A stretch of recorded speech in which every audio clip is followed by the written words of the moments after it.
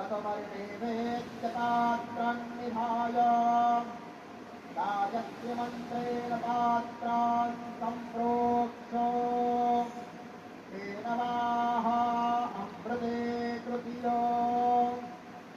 सत्यं परतेन परिषिञ्चामि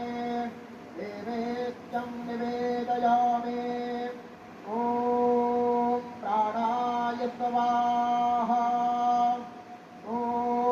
अपानाय स्वाहा ॐ ज्ञानाय स्वाहा ॐ उदानाय स्वाहा ॐ समानाय स्वाहा ॐ ब्रह्मणे नमः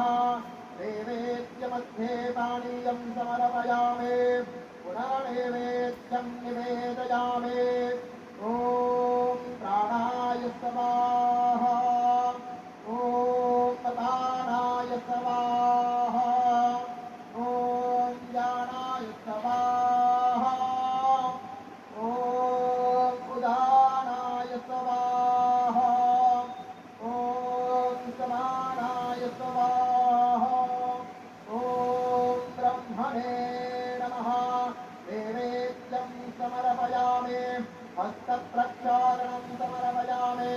मुखप्रक्षालनं समर्पयामि